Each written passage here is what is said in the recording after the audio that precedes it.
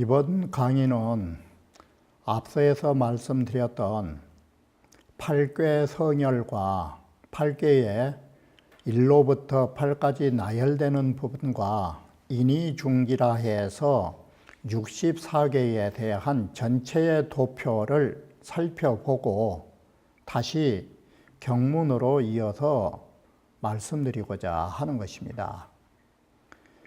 앞에서 말했던 8卦성열이라 하는 것은 바로 이 구조를 말해주는 것입니다. 바로 이것이 건일태이로부터 곤8까지 배열되어 있음을 말해주는 것입니다. 바로 우리는 앞에 부분에서 태극이 양이를 낳고 양이가 사상을 낳고 사상이 8卦를 낳게 됐던 것들을 모두 다 알고 계시는 부분인 것입니다. 이렇게 해서 8卦가 이루어지면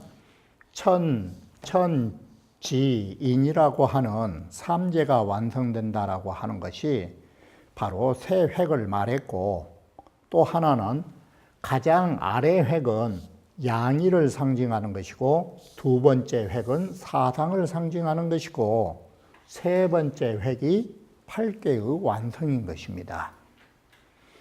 자, 이러한 구조 속에서 8卦의 배열은 이러한 순서를 가지게 되는 것입니다. 바로 이렇게 해서 8卦가 이처럼 1, 2, 3, 4, 5, 6, 7, 8에 줄지어 서 있음으로 해서 이 8卦의 상에는 다음과 같은 궤상의 의미를 가지게 되는 것입니다. 이 8卦가 이와 같이 형성되면 여기에는 상이 그 가운데 있다라는 것은 궤해는 반드시 궤에 따른 모습을 가지고 있는 것입니다. 여기 상이라 하는 것은 포괄적으로 말하면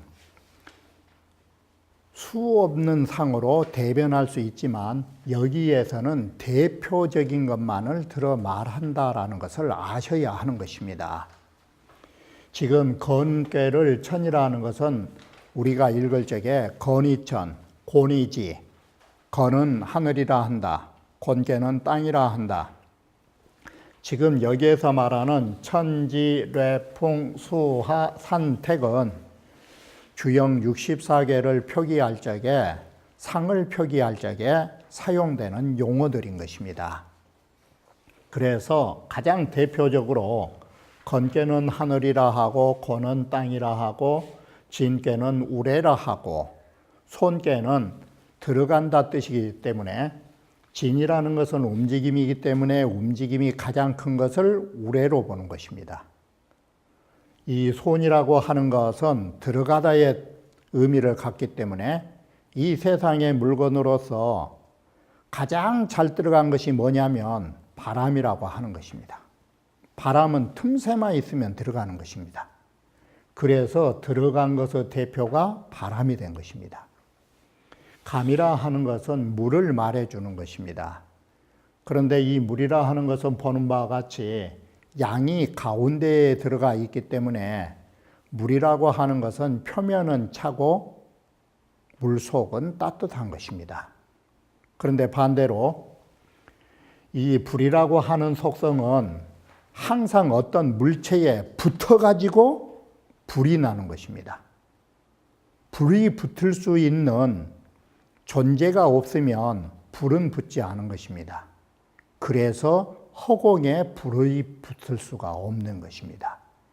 나무이든 무엇이든 불이 붙을 수 있는 것이 있을 때 불은 붙은 것입니다. 그래서 불이라는 것은 걸리다, 붙어있다의 뜻을 가지고 써서 이 불을 쓴 것입니다. 그런데 불이라는 것은 지금 보시는 바와 같이 바깥은 양이고 가운데는 음이기 때문에 불은 속이 찬 것입니다. 그래서 불은 표면이 더 뜨겁다라고 하는 것입니다. 이게. 간은 이와 같이 평지와 같은 데에 높이 솟아 있는 것이 보이는 것처럼 보이기 때문에 간은 산이라고 말하는 것입니다. 그리고 태위택이라고 하는 것은 바로 연못이라고 하는 것은 아래에 굳은 땅이 있고 위에 비어 있는 곳이 있어야 거기에 물이 고여 있기 때문에 연못택자를 쓰는 것입니다. 바로 여기에서 사용하고 있는 천지, 래풍, 수하, 산택이라고 하는 게 주역의 궤를 말할 때 사용되는 용어로 쓰이는 것입니다. 궤덕으로 말하려 치면 궤덕이라고 하는 것은 뭐냐면 지금 이 산이라고 하는 것은 다 아시는 바와 같이 바깥으로 볼 수 있는 모양새를 말해주는 것입니다. 그러면 우리는 얼굴이라고 하는 겉모습이 있지만 또 내면에 덕성이 있는 것처럼 궤도 마찬가지인 것입니다. 그래서 궤덕이라고 할 때는 건순통입 헌명지열이라고 하는 이러한 구조를 갖게 되는데, 양이라고 하는 것은 세 개다, 건이라는 것은 세 개다 양으로 구성되어 있기 때문에 가장 힘차다. 그리고 음이라는 것은 모두 따르는 것이기 때문에 순하다. 바로 지는 동하다의 뜻, 그리고 바람은 들어가다의 뜻, 물은 험하다의 뜻을 가지고 있다. 이게. 그리고 불이라는 것은 밝다다. 이게. 산이라는 것은 다 아시다시피 멈춰 있는 것. 이 연못이라고 하는 것은 깃불열자가 나온 이유는 이 태자가 깃불열자의 뜻을 가지고 써놓은 글자예요.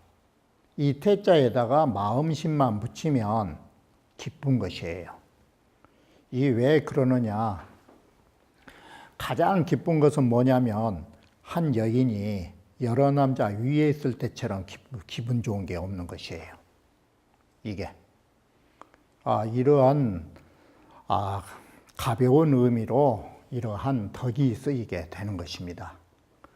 그러면 다음으로 사람의 몸에다가 팔괘를 붙이면 이러한 형상이 나온 것입니다. 건괘는 다 알다시피 사람에게 있어서 하늘이라면 머리라 할 것이고, 사람에게 있어서 땅이라고 한다면 이것은 땅이라는 것은 모든 것을 넣고 있는 자리로 보면 배가 되는 거예요. 이게. 그리고 사람 몸에 움직여주는 것이 뭐냐면 다리예요. 그리고 이 허벅지라고 하는 것은 따라서 움직이는 것이에요. 그리고 귀와 눈과 손과 입의 개념으로 이 글을 쓰고 이러한 의미로 주역을 풀어가기도 하는 것입니다. 물상으로 보면 건은 말이 되고 고는 소가 됩니다. 그러나 이것이 확정적이지가 않은 것입니다. 그러면 주역 건괘를 보면 말이라고 써야 되는데 건괘 6호에는 뭘로 썼냐면 용으로 써놓은 거예요. 이게 바로 지금 우리가 이건 보는 것은 대표성을 가지고 말한 것이에요. 실제로 용은 뭐냐면 진꾀가 용에 해당되는 것이에요. 이게 물상으로 보면. 그런데 주역 괴상은 어떤 특정적인 부분으로 확정지어진 게 없어요. 그 의미만 취하면 돼요. 건괘에서 용을 취한 이유는 뭐냐면 변화를 취한 거예요. 변화를. 이렇게 우리는 물상을 보면 이렇게 말할 수는 있지만 또 어떠한 특정적인 의의로 물상은 변화해서 볼 수가 있다라는 걸 아셔야 돼요. 이건 어디까지나 보편적인 대표성을 가지고 말한 것이에요. 말과 소와 용과 닭과 돼지와 꽁과 개와 염소로 표시될 수도 있어요. 그리고 이것을 8꾀를 부모 남녀로 잡으면 이렇게 되는 거예요. 건곤께는 부모가 되리란 건 다 아시는 것이고, 남자와 여자를 구분하는 법 저번에 말씀드렸듯이 작은 것이 주가 되는 거예요. 그리고 아래로부터 어른이에요. 그래서 진께는 장남이요, 손께는 가장 아래에 음이 있으니까 장녀이고, 감께는 중남이고, 이께는 중녀고, 바로 소남, 소녀라고 하는 이러한 쇠부적인 여러 가지의 궤에 따른 상이 나타나게 되는 것입니다. 이 밖에도 그런 의미가 없다라는 것이 아닌 것입니다. 계사 뒤에 설괴라고 하는 부분을 보면 이 밖에도 수많은 부분으로 언급되어 있는 것입니다. 바로 인의중지라고 하는 것은 여기까지의 부분이 8꾀에 해당되는 것입니다. 이 8꾀를 가지고 다시 8개로 올려 세우는 방법인 것입니다. 이렇게 해서 64개의 순서가 나열되어 있는 도표입니다. 이것을 대횡도라고 말한 것입니다. 크게 64개를 배열하는 것입니다. 그래서 8꾀까지가 4꾀로서 아래에 있다면 여기서부터 다시 8꾀는 16이 되면 이 16은 어디에 해당되느냐? 8꾀의 양위에 해당되는 것이에요. 그러면 16에서 곱절로 더해지면서 32가 되면 이 부분은 어디에 해당되냐면 8꾀로 보면 사상에 해당되는 부분이에요. 그리고 64개는 8꾀의 8꾀가 되는 것이에요. 이렇게 해서 6획이 정리되는 것입니다. 해서 이러한 순서로 건꾀로부터 시작해서 건꾀까지의 64개의 배열의 도표는 이처럼 구성되어 있다라는 것을 보여드리는 것입니다. 여기는 소횡도를 말해주는 것, 대횡도. 64개라고 하는 크게 횡으로 말하는 것이고, 이것을 다시 온형으로 돌리는 방법은 여기에서 아직 말씀드리지 않았던 것이고, 이러한 부분은 기타의 부분에서 많이 나와 있기에 생략했던 것입니다. 이번에는 제2절에 궤호의 모든 용도는 역시나 또한 궤호상에 말하는 데에서 있다라고 하는 것입니다. 강유상추하니 변재계중이요, 음양이라고 하는 것이 서로 밀치면서 변화는 그 가운데에 이 상추하는 가운데에 변화는 존재하는 것입니다. 그리고 개사원이 명지하니 거기에 이 말씀사자, 항상 말씀드렸지만 여기에서 말한 개사라 하는 것은 괴사와 효사를 써 놓음으로 해서, 사를 걸어 놓음으로 해서 명지하니 그게 무슨 의라고 기륭을 명하니, 그것은 동이 그 가운데에 바로 동은 어디에 있느냐, 괴사와 효사 속에서 밝혀지고 있다라고 하는 것이에요. 강유상추하여 이 궤호지변 왕래교착에 음양이 서로 밀치고 닥치고 이러면서 괴효의 변화가 왕래하면서 교착함에 무불가견이니 모든 것들이 여기에서 보지 못할 게 없이 다 나타나고 있으니 성인이 인기여차기 성인이 그 이와 같은 현상으로 인해서 이 개지사야 모두 다 그에 관련된 괴사와 효사를 묶어 써서 이 묶어 쓴 내용이 뭐냐? 이명기 기륭하니 거기에 관련된 기륭을 명명하여서 글을 써놓은 것입니다. 그러니 즉 점자소치 즉 점친 사람이 만나는 당동지 효상도 동에 해당되는 효상도 또한 여기에서 벗어나지 않고 강유를 서로 왕래하는 속에서 이러한 점이 나타난다라고 말한 것입니다.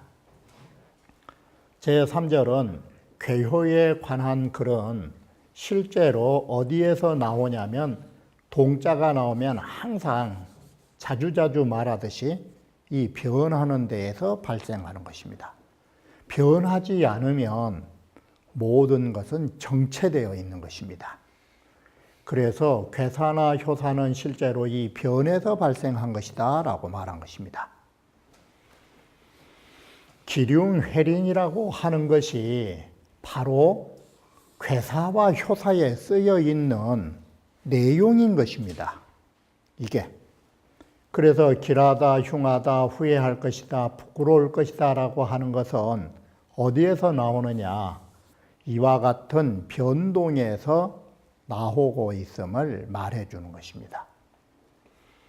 기륭회린이라 하는 것은 모두 이 괴효지사, 개효지사에서 이것은 무엇이라고 명명하여 준 바이니라. 연이나 필인 괴효지동이 후에 겨냐라. 그러나 이것은 반드시 괴효가 움직임으로 인한 이후에 이러한 것을 우리는 볼 수 있는 것이지 움직이지 않으면 볼 수 없다라는 것입니다. 주역절중에 보면 이 부분은 다시 중복해서 뭘 말하고 있냐면 개사를 중복하여 말아가지고 개사를 하여 명하고 있는 기륭회린을 명하고 있는 바를 중복하여 다시 설명하고 있는 것이니 동제기중지의라. 동한 것은 그 가운데 있다라는 의의다. 범천하지 기륭회린은 우리가 인생이 살아가면서 이 세상에 나타나는 모든 기륭회린이라 하는 것은 다 어디서 나오느냐? 인사지 동에서 나온 거예요. 사람이 움직이는 데서 나온 거예요. 그런데 여러분들이 얼핏 생각하면 그러면 기륭회린이 움직인 데서 나오니까 꼼짝 않으면 안 움직인 거라고. 그런 게 아니에요. 동이라는 것은 동정을 다 겸하고 있는 것이에요. 사람이 가야 할 때 안 가는 거, 그것도 동한 거예요. 이 모든 사람들의 동정에서 나온 것이에요. 한 글자 더 넣어서 말한다면. 그래서 사람은 가만히 있어서 좋은 일도 있지만 해야 할 일을 하지 않고 가만히 있는 데에서 흉한 일도 많이 나오는 것이에요. 이게 만약에 움직이지 않는 데에서 모든 것이 좋은 일만 나온다면 방에서 문 잠가 놓고 있는 사람은 항상 좋은 일만 나와야 될 거 아니야. 그런 법은 없는 거예요. 그러므로 주역의 가운데에는 이런 기륭회린이라고 하는 괴사와 효사에 명명한 것이 있고 동하는 것은 그 괴사 속에 그 내용이 담겨져 있다라고 말하는 것입니다. 제4절이라 하는 것은 음양이라 하는 것은 일정한 자리를 가지게 되는 것이고 거기에 따라 일정한 자리가 그대로 있는 게 아니라 서로 교환하면서 때를 따른다라는 말은 거꾸로 하면 쉬운 거예요. 음양이란 일정한 자리가 있지만 때에 따라서 상호 교환하는, 순환하는 작용을 갖고 있다라고 생각하시면 돼요. 바로 이렇게 서로 교환하는 것이 시간에 따라서 달라진다라는 것이에요. 강유라고 하는 것은 근본을 세운 것이다라는 이 본자에가 뭔 글자 뜻을 가지고 있냐면 일정한 자리다라는 뜻을 가지고 있는 것이에요. 이렇게 일정한 근본의 자리를 세우고 있는 것이고, 음양이 변통이라고 하는 것은 바로 운행하는 거예요. 이 변통은 두 가지로 우리가 보고 있었죠. 하늘의 입장에서 변통과 사람이 일 처리한 데서 변통이 있었던 거예요. 바로 여기에서는 음양의 변통이에요. 이게 사람 일에 견주어 봐도 상관은 없는 것이에요. 그래, 음양의 변통이랑 다른 게 아니라 취시자야라, 때에 따르는 것이다, 이게. 일강일유가 가교정이하고 하나의 강과 유는 일정한 자리를 가지고 돌아가는 것이에요. 이게. 자, 우리는 가교정이라고 하니까 이게 뭔가라고 생각할 수 있겠지만 가장 쉬운 예로 하면 추나추동이라고 생각하시면 되는 것이에요. 우리는 추나추동이라고 하는 것이 동서남북으로 말할라 치면 추나추동은 일정한 동서남북의 배위가 되어 있는 거예요. 그러나 이 방위에 따른 추나추동이 순환을 하는 거예요. 바로 일정한 지위를 가지고 있고 이 일정한 지위에 의하여 이로부터 저것으로 가요. 다시 말하면 이것으로부터 저것으로 갔단 말은 더 쉽게 말하면 봄이 여름 되고 여름에서 가을 되고 가을이라는 이것에서 겨울이라는 저것으로 가는 거예요. 이것이 바로 변이종시예요. 변하면서 때를 따르는 거라고. 절중에 보면 이것은 다시 강유상추하여 변화가 나온다라는 강유상추 이생변화라고 하는 개사 상전의 뜻을 다시 설명한 부분이다. 그러면 지금 여기에서 개사하라고 하는 속성이 어떤 속성을 갖고 있냐면 개사상의 내용을 다시 설명한 속성을 갖고 있는 것이에요. 이게 범천지간지리에 이 천지의 사이의 이치에 이 두 가지가 대대하는 것은 바로 이 음양 두 가지는 상대적으로 존재해야 돼요. 그것은 사불편이 이에 어느 한쪽에 치우쳐서는 안 돼요. 치우치지 않고 대등한 관계 속에서 일정한 근본 자리를 성립해야 하는 것이에요. 그러지만 그 자리가 정해지면 가만히 있어야 되느냐? 양자가 지용을 해야 돼요. 이 두 가지는 번갈아 가면서 바로 작용을 일으켜야 돼요. 그것은 이에 무궁무궁하게 순환을 하는 것이에요. 이 순환이라고 하는 원칙은 때를 따르는 것이에요. 이렇게 무궁한 순환은 때를 따른다라고 말한 것입니다. 그래서 주역 속에 강유가 상추의 변화는 그 가운데 존재하고 있음을 여기에서 말하고 있다라고 하는 것입니다. 그러면 다음 부분에서 경문을 이어서 말씀드리기로 하겠습니다.